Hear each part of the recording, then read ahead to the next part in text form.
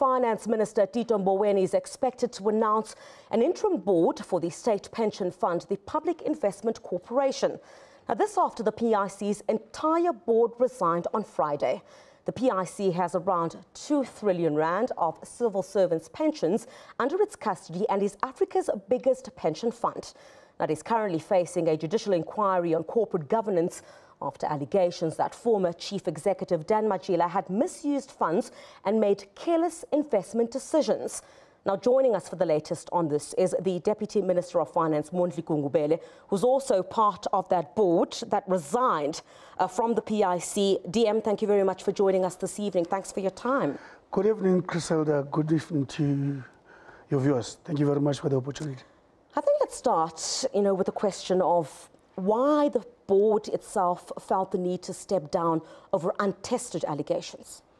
Thank you, Griselda. You see, the board last Friday, in its scheduled time, after dealing with all the routine matters, decided to reflect on the current situation.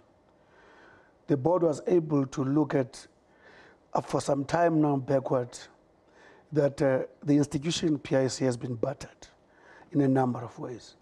That led to the president, amongst other things, appointing a commission of inquiry, and that culminated in the implicating of no less than 4 directors.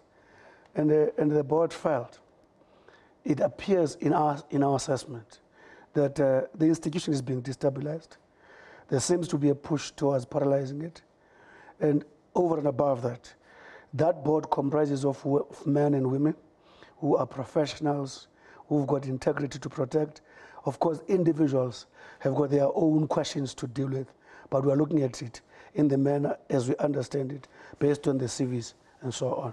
Now, you're accused by a whistleblower of being complicit in alleged corruption that was taking place at the PIC.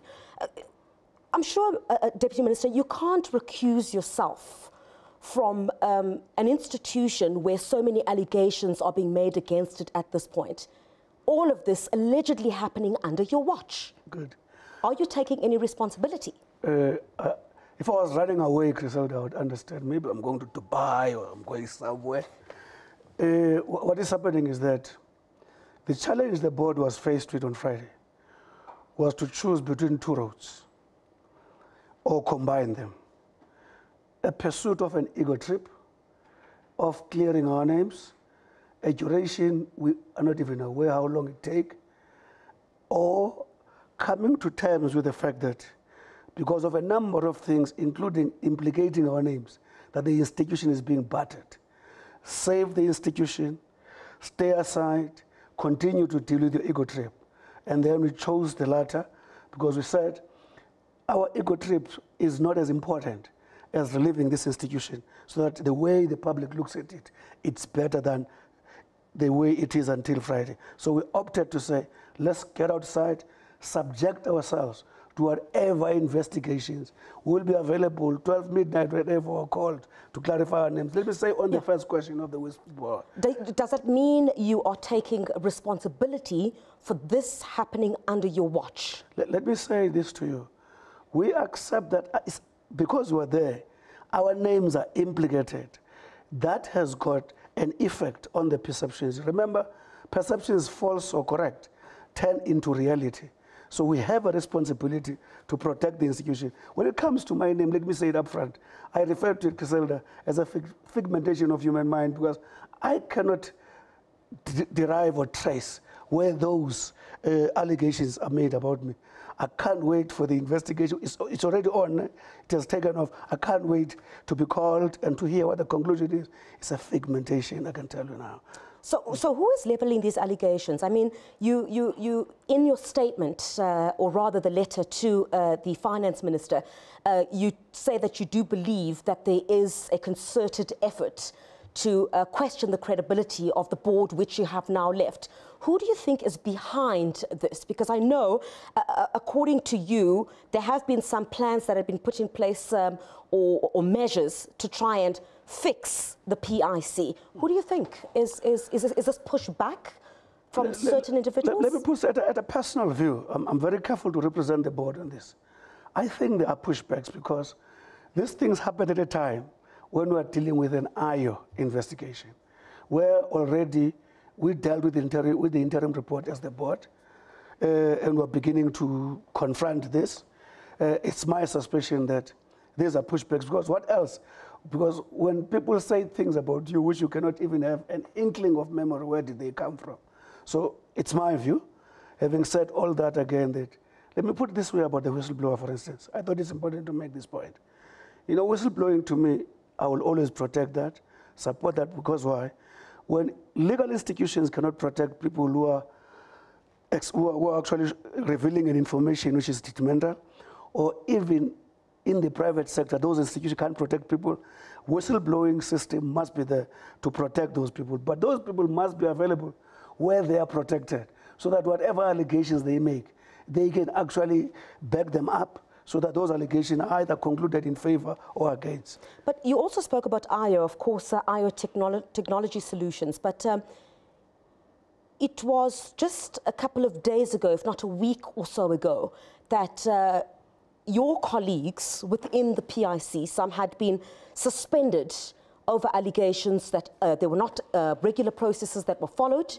All of this happened under your watch. You're accused of being complicit in what was happening in an institution which you were a critical, a pivotal part of. So you can't... My understanding of the word complicit... Yes. Were you complicit or not? No. My understanding of the use of the word, Griselda, complicit, yes. It means either one, you consciously involved yourself, either indirectly or whatever, or you stayed back and allowed the mess to occur deliberately or negligently. When this thing came, to my knowledge, strongly in December, I commissioned as a chair an investigation to it, which led to the interim report. Based on the interim report, we have acted. And we expect this interim report to go to forensic investigation, and we're acting. The word complicit doesn't find a space there. The corporation finds itself in tatters at this point. You're being accused of being complicit. You're saying you're not complicit in this particular matter, but these instances, this particular report as well that was commissioned while you were there. You've acted on that, but are you saying that you knew nothing? You knew nothing of what was going on.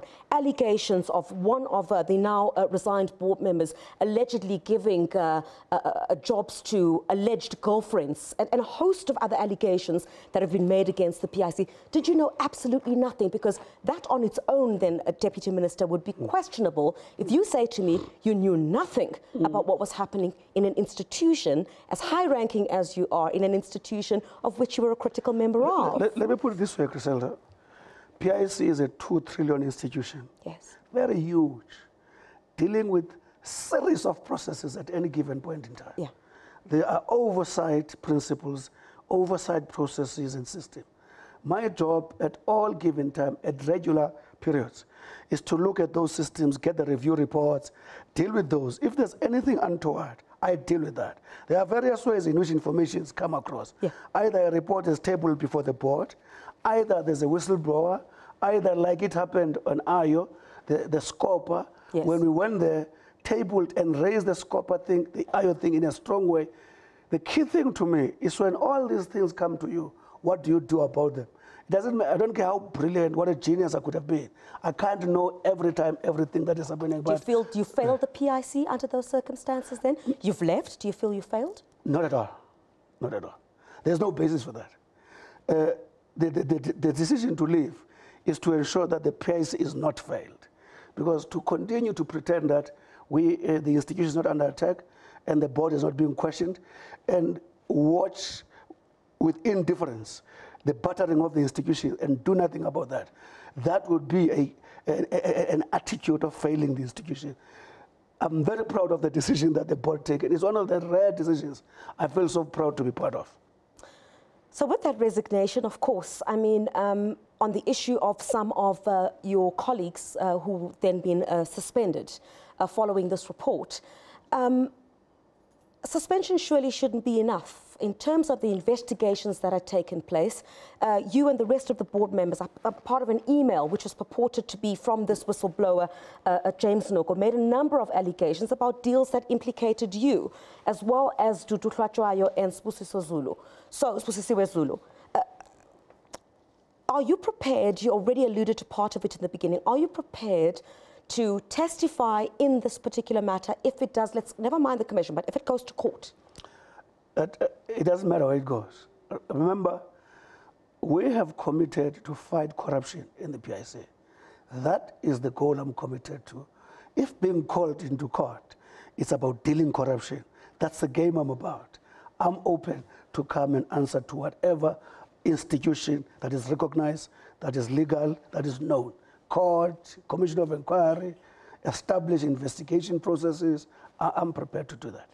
The Deputy Minister of Finance, Mondli Gungubele, and now resigned, part of that PIC board. Thank you very much for your time. Thanks for joining us here on The Full View.